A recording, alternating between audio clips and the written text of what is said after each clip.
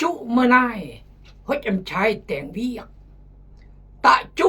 อำนาจหดสามารถย่อยอันเจริญก้าวหน้าตะจุเมื่อนายหดอำชายแต่งเวียกตะจุอำนาจหดสามารถแต่งอันคริสตจักรแต่งอันองค์การเจริญก้าวหน้าต้องเนื่องและเข้าใจก่อนจะได้ตำแหน่งต้องเนื่องและเข้าใจก่อนจะได้ตำแหน่งครอสมาเลก่อนกุมูนตุสรีลดยุมลอยจุมบนยัดดลาวไทยจีนเวียดนามอเมริกาแคนาดาฝรั่งเศสขอพระเจ้าอวยพรก่อนกุมูนตุสรียัดยิ้มมอนยิ้มแหงอันบุสร้างเรือเขื่อนอันบุเขื่อนตึนเขื่อนอากุนตูลยุตรยุลอากุนรีนปีนลงห้ำอันเปื่อนเบปีนลงเวอันเปื่อนละงาสอกละสอกเมียกมูลอันเปื่อนปะสรีลอันบ่มึงมีกนปะจุงลงมันมงมันสรเมงยอยแยะบิปังกะยอยหะบิสเลยแต่งเมื่อก็อันชายประวายเมื่อก็อันเบื่อนต้องมึงมีกนห้ำเฮียนศึกษาพัฒนาแนวคิดสมองติดแนวคิดติดสมองติดสติปัญญามาตะติดแรงกุลสายเกินไปแล้วล่าลังแล้วเบี่ยงติดสมองติดแนวคิดติดสติปัญญาโซ4-5 นาที10 นาทีเบื่อนกระมูลเหมือนกนติดออนไลน์อารมังกางบรีธนาเลนติดความสามารถ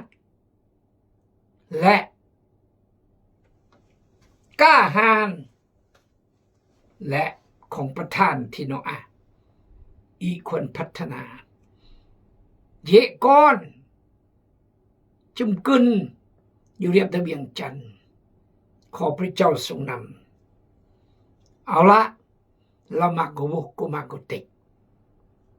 ขอบใจบอกกดแชร์กดไลค์และคอมเมนต์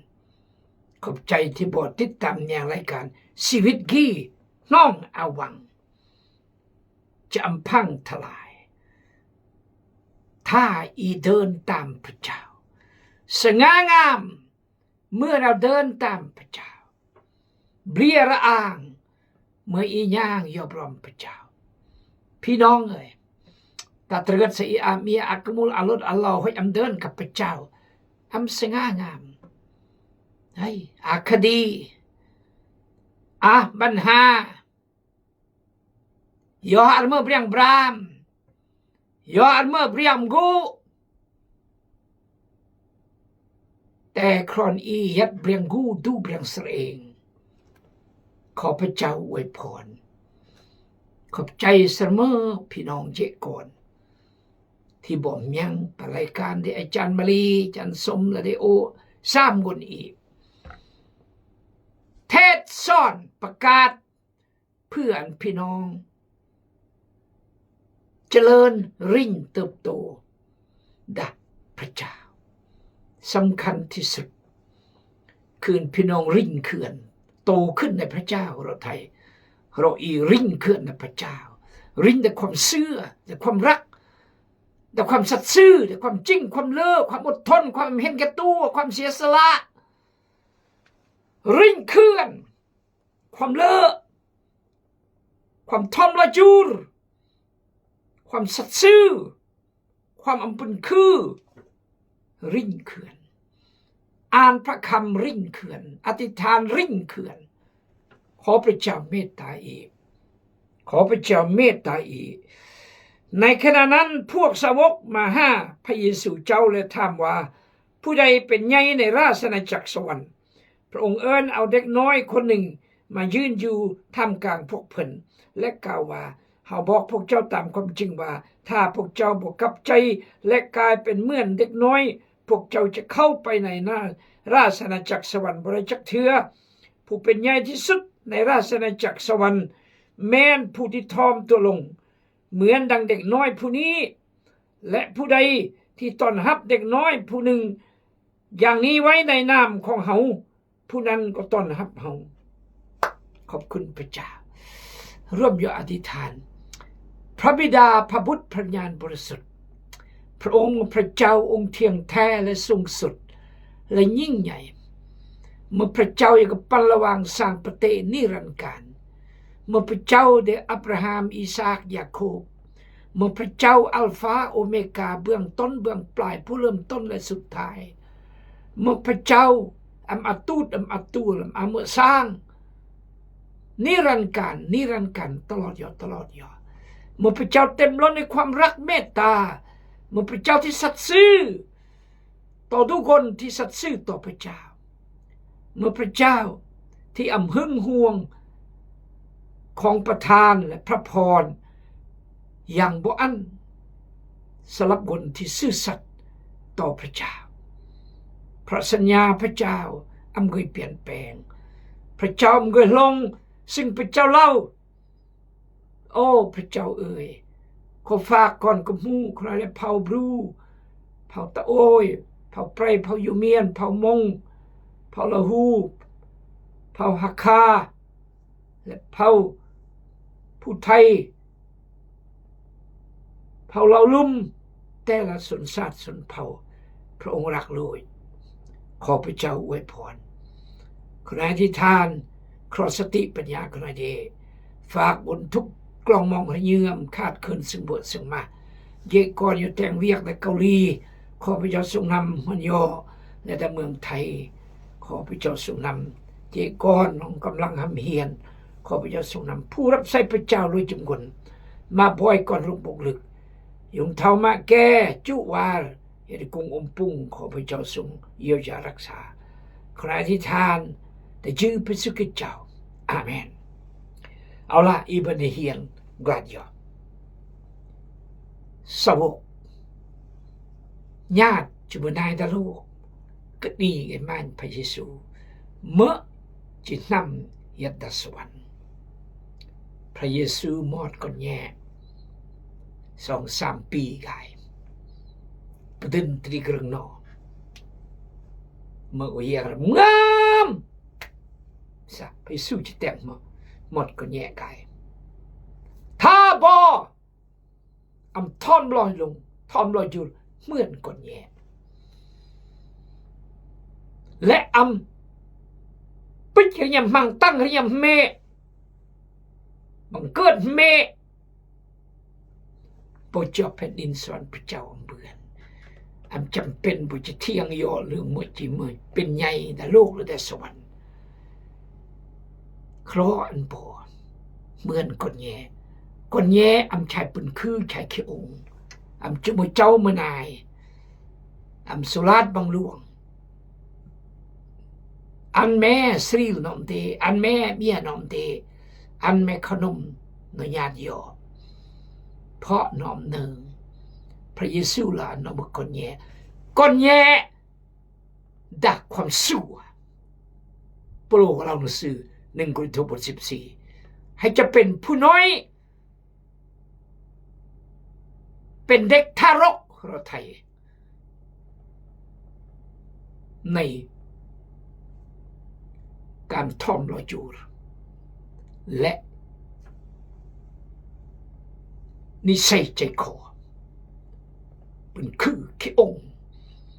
เห็นแก่ตัวอันอีมือก่อนแย่ก่อนงาก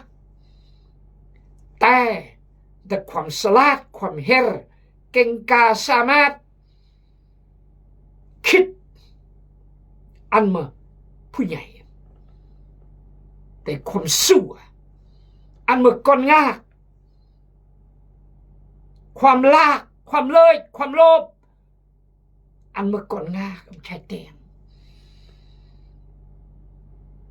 แต่พระคัมภีร์อันเมื่อก่อนริงไม่หมดตอบไม่หมดเนื่องเข้าใจอาจารย์ พระคัมภีร์บทกีบทเล่าหนึ่งเกินอย่าแต่บทก็เหมาะมันเหมาะตอบเลยโอ้ยก็ได้ถ้าพระอยู่ในพระคริสต์พระนั้นถึกสร้างใหม่อย่าแต่บอกอาจารย์โอ้ย2 โครินธ์บท 5 ข้อ 17แม่มคนนี้ผู้ใหญ่ตอบเลยเปียอาจารย์พระเยซูเราจงกลับใจเสียใหม่เพราะราชอาณาจักรพระเจ้ามาใกล้แล้วความหมายในองค์อาจารย์ตอบเลย yes พระเยซูเราซะมนุษย์จะเลี้ยงโดยเข้าจี้นำนี้แต่จะเลี้ยงโดยถ้อยคำทุกถ้อยคำที่มาจากพระโอษฐ์ของพระองค์ความหมายในมืออาจารย์ตอบเลยย่าจะเลี้ยงแม่ก็มืออีอ่านเมื่อแต่งตามเลี้ยงอีให้ยมานแล้วยมแต่งตามก็เลี้ยงอีก็เรื่องอีเลี้ยงมาเลี้ยงอีมาเนียวมาเจ้าขนมเปลซองโหยกุลเมยดอมแรงแต่จิตวิญญาณเปรงชีวิตความเชื่อความรักเปรงอาจารย์ต้องนึงตอบเนาะกีอันมาผู้ใหญ่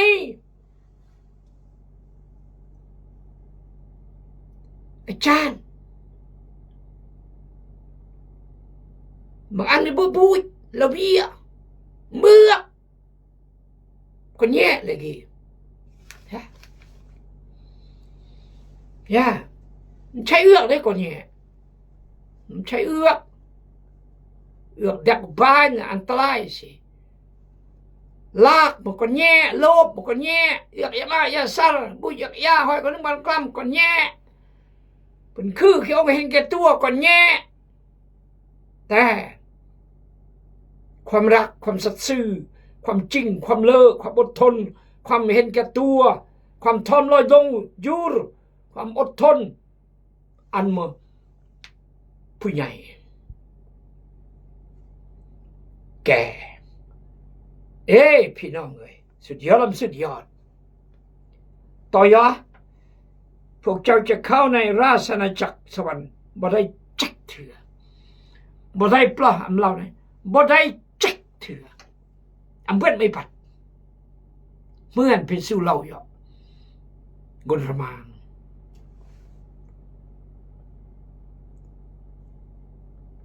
กนระมางจิกุดแผ่นดินสวรรค์เยอะน้ำทรากจิกุดตุสกรรม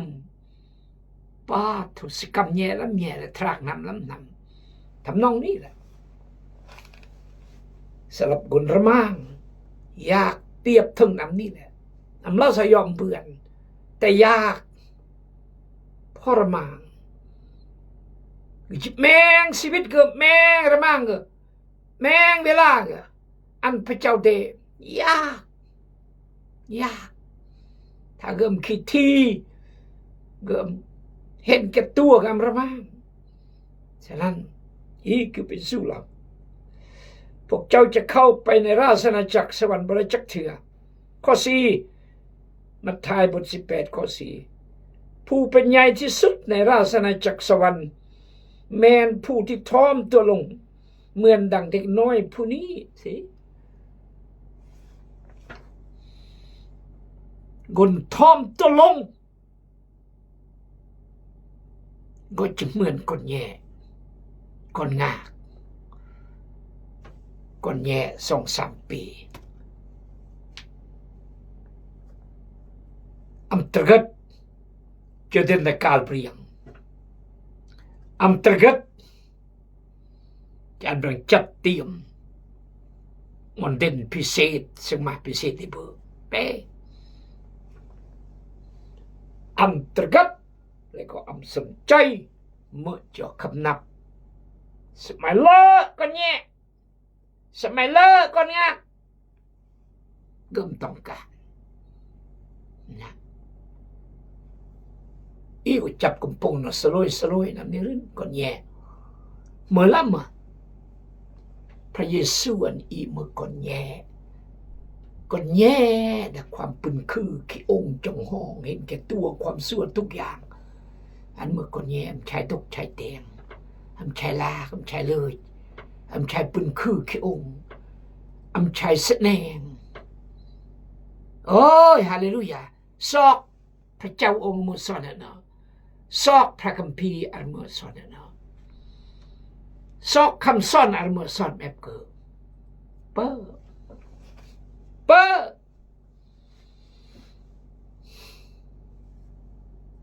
ครึ่งหนึ่งพระเจ้าอีกแต่เมื่อก็จึงสระเรื่องนี้ใส่เป็นคือขี้องค์จงหงเพราะเมื่อแนวคิดได้โรยม่านสตานโดยตรงเมื่อแนวคิดเมื่อเยื่อมนิสัยได้โรยม่านสตานแต่เมื่อก็จึงก็บทตอบพระเจ้าขอจุใหญ่จุดังจุเสมอพระเจ้าจัดการอยู่เจรนางอาดามเอวาก็ละรู้มั้งถ้าบ่เบิกไปสองทีไปจะเปื่อนพระเจ้าแต่เมื่อพระเจ้ามันบ่เบื่อพอบังเงาะไปจะเปื่อนพระเจ้าบ้าเถอะสุดยอดอันบอกก่อนอย่าบื้อจุเมื่อนคนกันไงจุเมื่อนคนกีจุเมื่อนคนโหจุเมื่อนคนดึงจุดังมันนอจุมันนอจุแกงจุสลัดมันนอถ้ามันจุ่มขึ้นก่อนนึ่มสวัสดิ์จุเบียมันนอจุโทรศัพท์ราคาแพงจุลดจุเครื่องวันเต็มโกเบียจุรมโบมูฮัมหมัดเบียเมื่อละเมื่อที่เราจุเมื่อนเบียงกี่คือมารสตานแนะนำอันอีเหมือนเปลี่ยงก็ดังอาดัมเอวามุมนุษย์ยตโลกเกอำไกเขื่อนสวรรค์ไม่บัดอำเนึงมันพระเจ้ายัดสัพพระเจ้ายัดอารโมมาอารโมซีอารโมรถยามพระเจ้าจูรจะรอก็เลยอากนเสนอสัจเหมือนพระเจ้าก็เลยเลอะเยี่ยมก็เลยจุเหมือนจุมะเลยมักไปสอบบางทีห้ามก็แต่จะห้ามก็แต่คราวเราไม่ได้เบื่อเพราะจิตนำเหมือนพระเจ้าอันนั้นมาก่อนกันนี้ห้ามย้อนเดชจุนำเหมือนพระเจ้าเหมือนเปรียงจุอำนาจจุตำแหน่งจุสิทธิ์ห้านย้อนเต็มเลยในโลกนี้ห้านแบบนี้ผู้เป็นใหญ่ที่สุดในราชอาณาจักรสวรรค์แม้นผู้ที่ทอมตัวลงเหมือนดังเด็กน้อยผู้นี้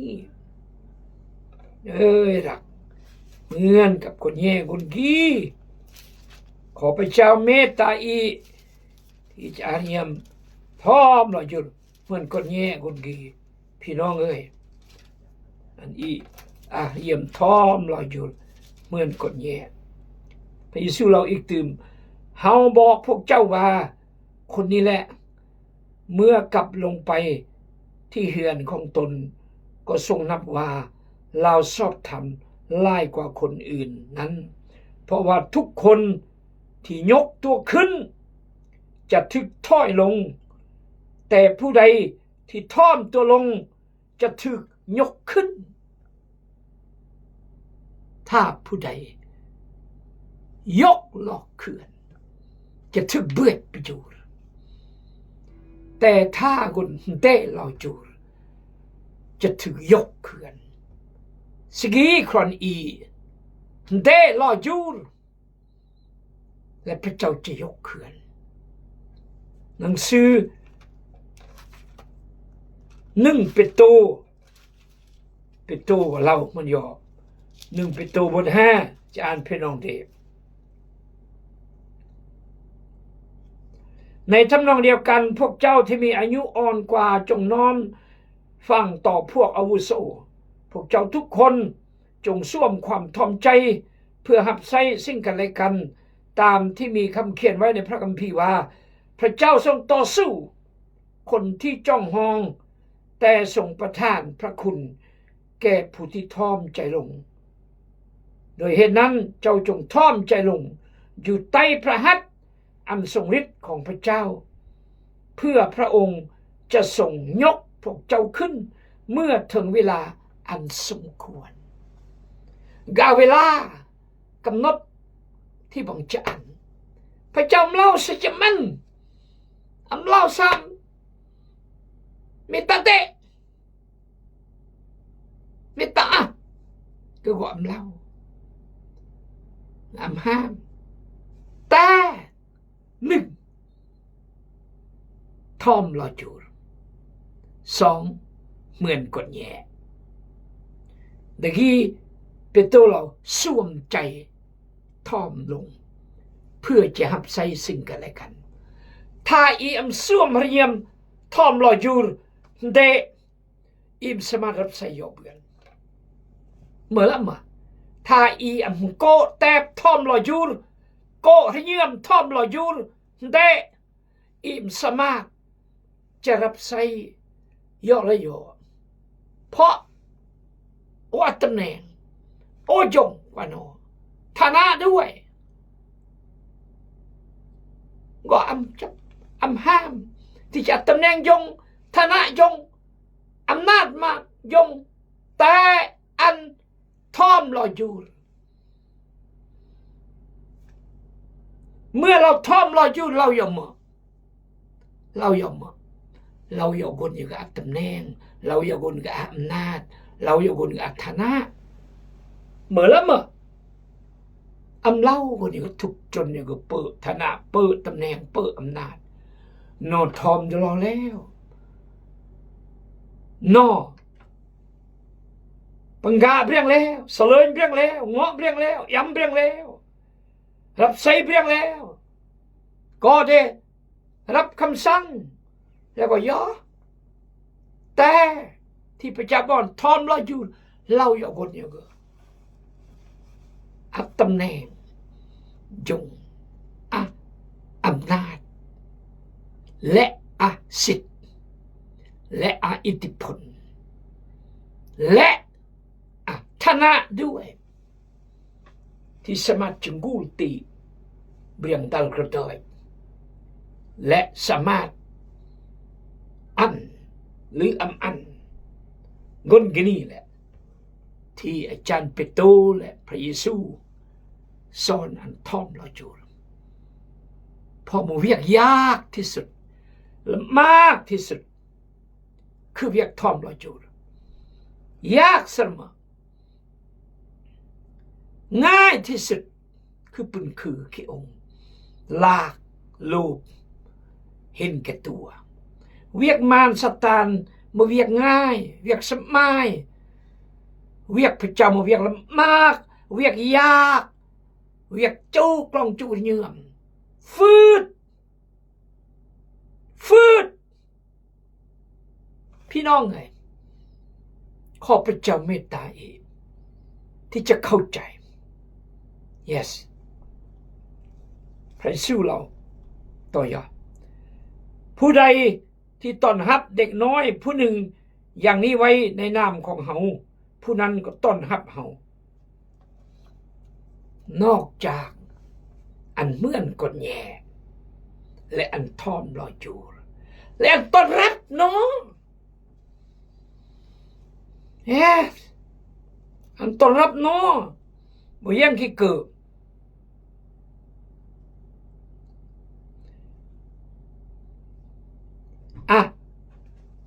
คนแย่ก็จะรอพระเยซูสาวกเราเนี่ยมั้งให้ยุ่งให้มาเราก็ยุ่งพระเยซูเอาเวียก